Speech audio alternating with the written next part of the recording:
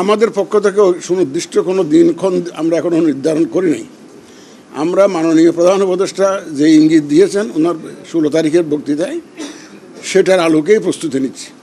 কারণ অনেকগুলো সংস্কার কমিশনের রিপোর্ট আসবে। আমাদের ইলেকশন কমিশনের সংস্কার কমিশন আছে, শাসনতান্ত্রিক সংস্কার কমিশন আছে, কেউ বাইকেমালার সিস্টেমের কথা বলছে, কেউ আবার প্রফেশনাল রিপ্রেজেন্টেশনের কথা বলছে। জানি না রিপোর্টে কী আসে। তো এই জন্য সংস্কার কমিশনের রিপোর্টগুলো পেলে হয়তো একটা আন্দাজ করা যাবে যে কবে নাগাদ ইলেকশন হতে পারে।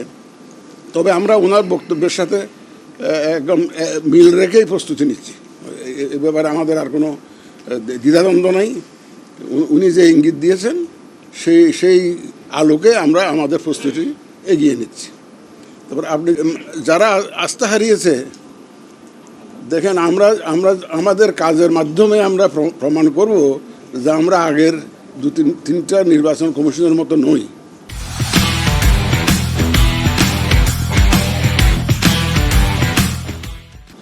আমরা সত্যিকারের একটা ক্রেডিবল ইলেকশন জাতিকে উপহার দিতে চাই। মানুষ যখন আমাদের কর্মকাণ্ড দেখবে, আস্তে আস্তে গ্র্যাজুয়ালি তারা আস্থা আমাদের দিকে উপর আস্থা রাখতে শুরু করবে। তো আমরা আপনাদের সহযোগিতা চাইব। আপনারা তো মিডিয়ার লোক, তা আপনারা ভূমিকা রাখবেন। আমার সবার ভূমিকা লাগবে এখানে। কারণ এখানে এই আস্থা আনতে গেলে এটা এমন নয় যে আমার কাছে এমন কোনো সুইচ নাই যে আমি টিপ দিলাম আর আস্থা এসে গেল, অফ করে দিলাম আর আস্থা চলে গেল, ওইরকম না বিষয়টা। গত লম্বা সময় ধরে, দীর্ঘ সময় ধরে মানুষের মনে একটা ক্ষোভ যে ভোট দিতে পারে না, এই জন্য মানুষের আস্থা নাই, যে এটা ভোটের নামে একটা প্রহসন হয়, এরকম একটা ধারণা। I can assure the nation, এটা I have been assuring already.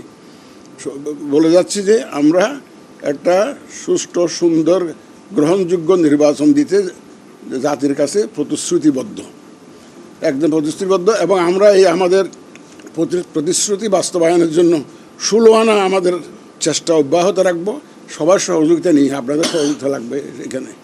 তা আপনারা দয়া করে